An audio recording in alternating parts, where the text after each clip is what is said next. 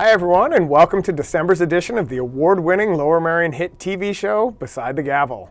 I'm Andy Gavrin, Vice President of Lower Merion's Township's Board of Commissioners, and on the board, December is known as Budget Month. And who better to talk to about the budget than Lower Merion's math magician, brains behind the budget, Saint Nick of numbers, and calculating CEO, Eric Traub. Eric, thanks for joining me. Andy, normally I cringe every time you try to make a joke, but Saint Nick of numbers, not half bad. I got one finally? You got one, I'll take that one. Yes, I'll take it. Very good. It's better than my kids when I tell them a I bad know, joke. yeah. Once they said, Dad, that one wasn't terrible. Yeah, that's normal. That's like a gold star. From the kids, I'll take it. So obviously we're going to talk about budget today, but before we get into budget, just for those who don't understand your role, the role of the finance department, can you explain what you guys do? You just mostly collect the tax dollars, right? Not really. As we try to remind people, your property taxes are collected by the independently elected tax collector, but in finance we do a lot. We do payroll, procurement, accounting, cash management, debt management. We do budget. Obviously, we are involved in the collection of business taxes, the local services tax, the business privilege tax, all of those things. So we do that and a whole lot more. Try to make sure that the township's finances continue operating in an efficient and solid, straightforward manner. Gotcha. But the budget's a big part of your The budget job. is a big part of the second half of the year. Kind of a little bit starts in June, but kind of July to the end of the year, the cloud of the budget is always over me in some way. And sometimes there's some, maybe it's partly sunny and such, and sometimes it's dark and raining in October when I'm trying to get everything together and things of that nature. Wow. But it's a process, but it's supposed to be a process to hopefully end up with a final product that hopefully meets most of the priorities and objectives of the board and then the community. Gotcha. Well, unless I forget over the next 24 minutes, we'll end the show with what your weather prediction is for the budget next year. So this show, I'd like to break the fourth wall on this show because I like to be a pain in the butt. So this show airs the entire month of December. So some people are going to see this before we hopefully pass the budget on December 13th. Some people are going to see it after. There are some diehards who are going to watch it throughout the entire month. Yeah. So when you've presented a proposed budget to us time and time again, you've been in front of us, there's a whole long process. Can you walk us through the process and then give us an overview of what things look like going into 2024? So yeah, we have a elaborative process, a long process. We start back in June. The staff does its own work. We have internal meetings between, say, the fire department is going to come and they're going to meet with finance staff and the township manager's office to kind of review their budget and do kind of a first cut on their budget.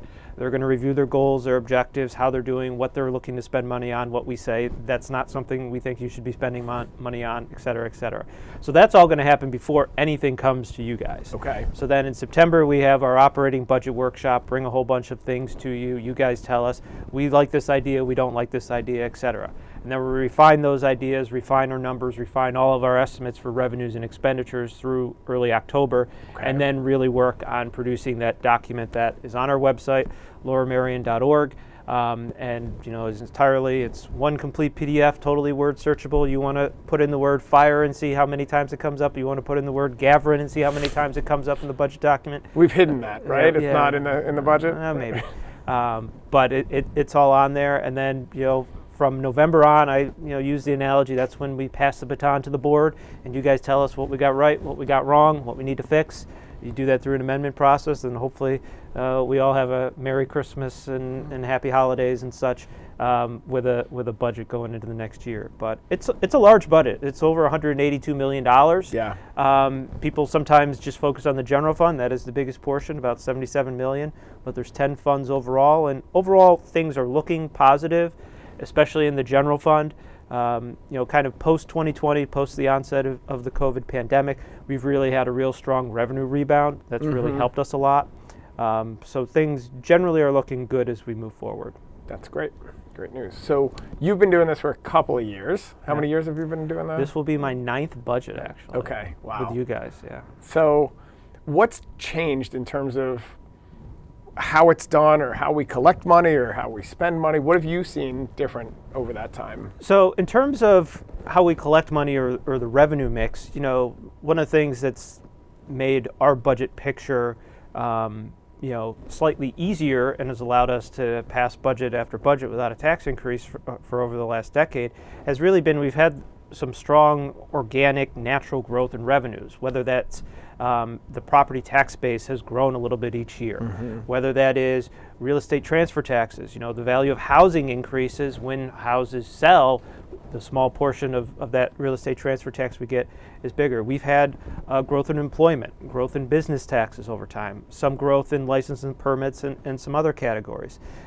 More recently, we've had real growth as interest rates increase in our investment income. We're going to have over $2 million in general fund, interest earnings investment income for the first time ever this year. So there's been kind of some things there on the revenue side. Look at the expenditure side of the ledger. We're really driven by the people because it takes people to pick up trash, to do the accounting work, to deliver the Parks and Rec programs. All of those things take people. Even to produce the show. Although we're thinking about cutting that piece, right? Yeah, I've been advocating for that for years. You and I both. But, so that cost generally is going to increase as you move forward. We try to do things that we can in terms of on benefits and things of that nature, and in terms of trying to curtail those costs and restrain the cost growth there, and we've been successful in that area. But things have changed over time. Debt service is something that used to be 17 heading up towards 18% of our general fund budget. It's now 12 in receding, and that's because the board's made that a priority, and we've taken some of the good budget years, moved some of the money from the general fund to the capital projects fund, which has reduced our need to issue debt, and more recently with the American Rescue Plan, that's decreased that need even more so. So that's kind of decreased, and on the increase side, utilities used to be something we spent a whole bunch more money on, but we've made investments there, whether that's LED streetlights, whether that's redoing some facilities with more energy efficiency and things of that nature, that we actually spend a good amount less on that than we do 5 or 10 years ago, and now we're starting to do more of that as you guys recently received the sustainability plan, and that's going to have a whole host of things that we'll probably be working on over the next several years. Man, you talked about so much. Normally my head is empty and it's like floating with all kinds of questions and follow up. And I think one thing you just mentioned, sustainability, wonderful for the environment. It's something I think everyone on the board feels is really important, but it also does have a huge financial impact on our township. And I think you said that really well. You talked a little bit about taking money from our good years and putting it into paying off debt. So we have this reserve, right? We have a reserve so that if we have a bad year, it doesn't, we don't go into default on our loans and we don't have problems. So we have this reserve, and I know in our forecast, and you show us when you present to us, you show us a forecast that shows that reserve shrinking and shrinking, and ultimately disappearing if we don't raise taxes, if we don't do this. We, as you said, have been able to go 10 years without raising or 11 now. Yeah, this will be 13. 13 next year. Maybe. Once I get past 2 hands, I'm out. So how do you predict? Is it hard to predict? What's going on there? It's hard to predict, and if you look at my past forecast, you'll say, I don't trust this guy. That's not why I say I don't. But trust this guy. there's things that happen. So generally, if you look at the expenditures, generally we're pretty in line on the expenditures. Some things can come up, things of that nature. You have a really bad winter, you have a really easy winter. That can actually swing things pretty substantially. But revenues, we've had kind of a run of things that have just been very odd. So we've had some one-time things that have happened, and then we had like a great revenue year in 2019. Then we had 2020, which was a terrible year. We performed much worse than we anticipated, and that's why you want those reserves aside. Right. So that way, when something like that happens, it's not like you're saying, oh my gosh, we need to cut back on staff, we need to cut these services right away, things of that nature. That's what those reserves are there for. But then we've had a really strong revenue rebound. So the answer is really we'll see. The past forecasts, have shown that, kind of by nature, any finance director is always conservative. If you put a glass of milk here and you ask me if it's half full or half empty, I'm going to say it's only 35% full because we want to be conservative. Right. So naturally that's kind of our inclination. But overall, each year that the township performs well, and it's performing really well in 2023, that really has a positive benefit on that future forecast. So while that forecast shows a decline, that decline isn't as great as it was if you looked like 3 years ago at what the forecast looked at. Okay. So it's steadily improving, even if it's still showing, okay, we might still have some future challenges. Gotcha. And that's okay because of the size of our reserve. Yeah. Having a little gap there is okay because we can handle that. And so, I know some of the arguments that are made against having too high a reserve, right? Because our budget, it's not our money, it's not the township's money, it's the money that the taxpayers have paid. So holding their money, right, is not necessarily the best thing to do. You need to balance that holding people's money with making sure we have enough that the township can do everything the township needs to do and provide the services we need to provide. So while we say we don't trust you, I think we desperately need you, and without you here, we would say wonderful things about you.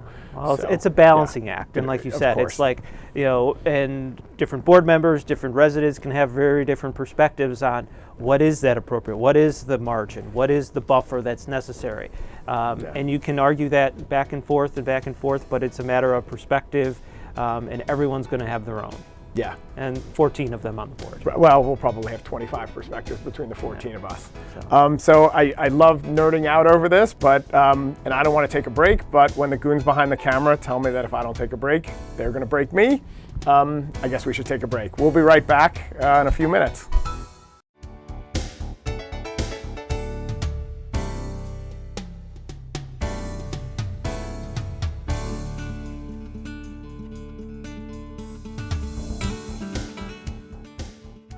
Missed you too, but we're back and I've still got both my kneecaps, so that's great news. So on to more budget questions with Township CEO Eric Traub. CFO. Damn it. CFO. It's probably the goons, wasn't it? Yes. Yeah, I wrote CFO. I think they changed my terrible. Script this is why they need to be cut them out of the budget. Cut the budget. Let's do it. So we talked last segment about how we haven't raised taxes in 13 years. I've had residents who are very confused and said, that's not true. My property taxes go up every year. What's going on there? So you got to remember, we're not the only taxing jurisdiction for residents in Lower Merion. So there's 3 taxing jurisdictions that impact your property taxes. There's the township, we're about 10%. There's the school district, which is about 78%. And then there's Montgomery County, which is the remainder, roughly, I think 12% if my math is right. So, recently, generally the school district tends to, they've increased taxes relatively regularly. Obviously they have restrictions based on, the school district law, I think it's Act 1 or something, their indexes and things of that nature. The county has done more, in the last 5-7 years, has done more tax increases than in past years. They might have another one, I think, even proposed for next year. It's not approved yet, who knows what will happen, but we're not the only thing that's on their tax bill. So even that tax bill that you'll get in early February, that will have your county tax, your township tax, but also have your solid waste fee. That's something else that's on that bill. So we have increased those fees as time's gone on, and we can talk about that as well. So, but there are different taxing jurisdictions, so we do understand that. We try to make sure that the residents understand that we're actually the smallest piece of their tax pie, and we're trying to do our part not to make that slice of the pie any bigger. Yeah, and before we get to the solid waste fee, which is one of my favorite topics, I want to also talk about something else that I totally forgot. Let's talk about the solid waste fee, and maybe we'll come back to that. All right. So the township residents pay their taxes, right? But they also pay a solid waste fee. They also have, do they have other fees from the township as well? The sewer fee is something that generally everyone's going to see. So the solid waste fee is going to be increasing 10% next year. It's the first time, I think, in 3 years that we've had any kind of adjustment to it. Really, the solid waste fee is that's probably one of the most difficult funds to manage. And the reason being is because when you think about it, we have a system that we try to incentivize people to use less waste in terms of their subscriptions and things, which makes sense because less waste is better for the environment. It also costs us less money because if we have less that we have to dispose of, we have less of a disposal cost. Right. But if you have 60 pounds of trash outside and then you only have 40 pounds of trash outside, we still need the same number of trucks and people to get there. Right. And what's really happened more recently is in the inflationary environment and things of that nature, the cost of the equipment for whether it's trucks, whether it's parts for the compactors, whether it's for this, those costs have really escalated. Along with, we've had real changes in like global recycling markets. So for a while, we were getting really good amount of money for our recycled paper, which is why we do the dual stream, because we get better money for it, and that is better financially for the township, and then hopefully helps keep those solid waste fees down a little bit more. Those rates have really come down.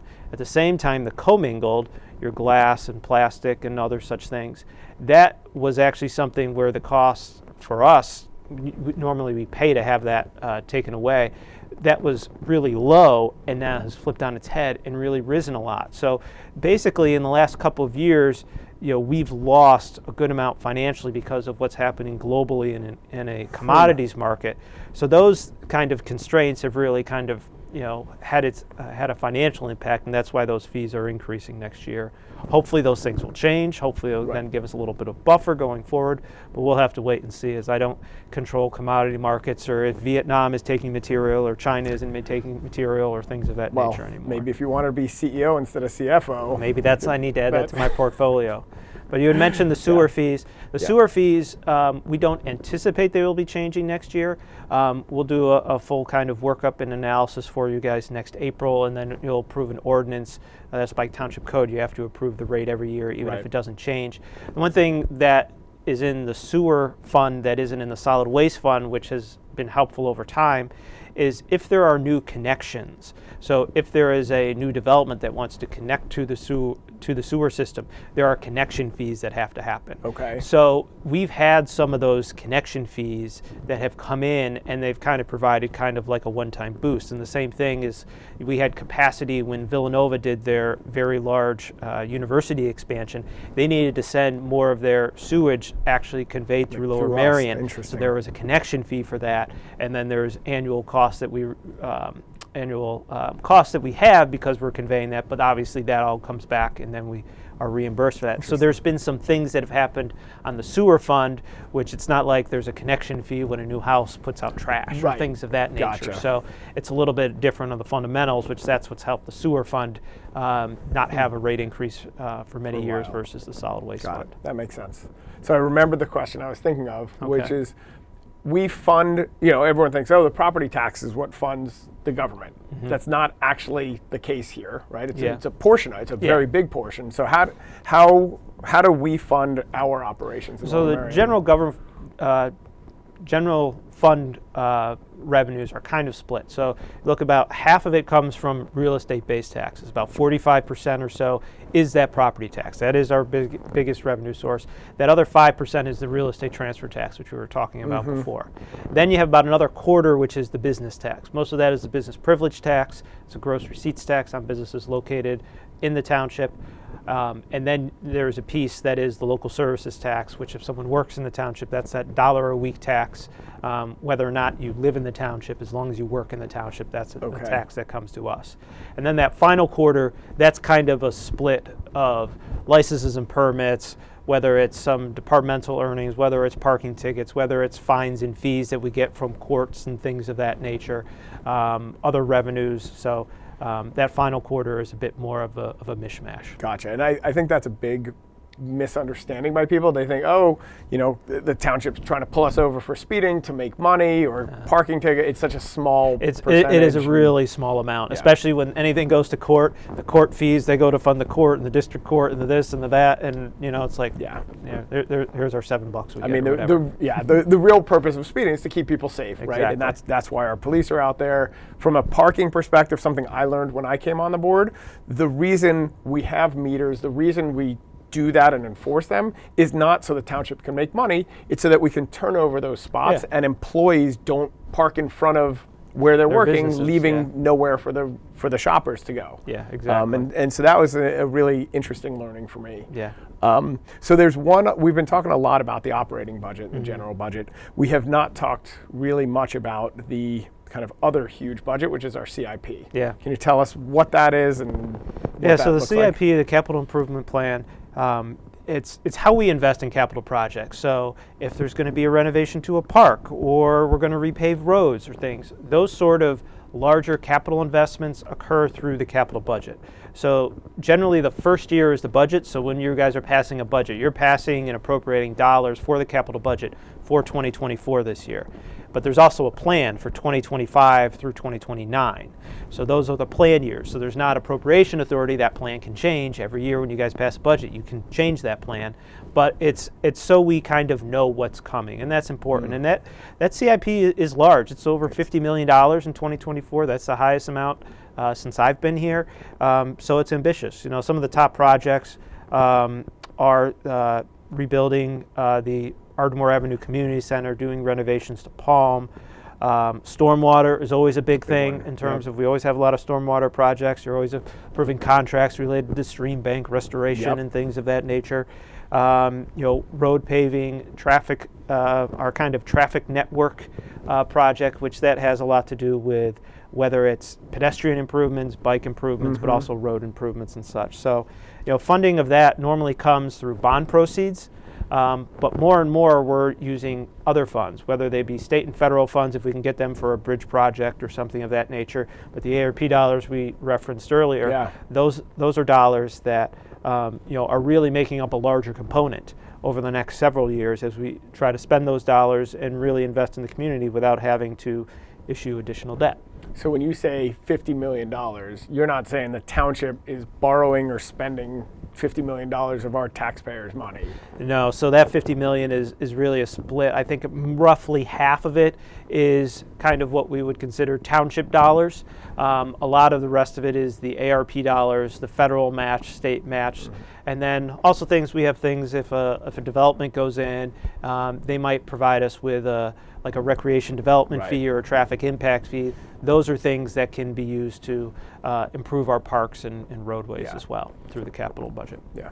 Okay. So it pains me to do this, but I do need to give you a ton of credit. You do such an amazing job through this, and I know our budget is, for the past, I don't know how many years, been literally an award-winning budget like this show. Oh, wow. So is it just how pretty it's presented? Is like what is the award-winning budget about? So it has to meet certain qualifications as a financial plan, as a communications device.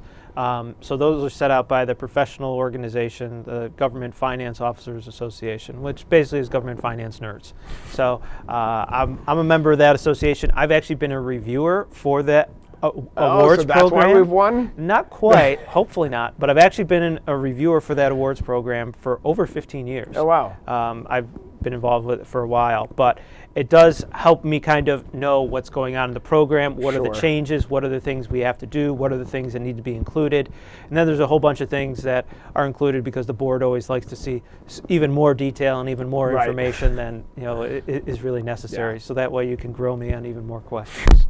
And all kidding aside, it is an amazing feat that you guys do.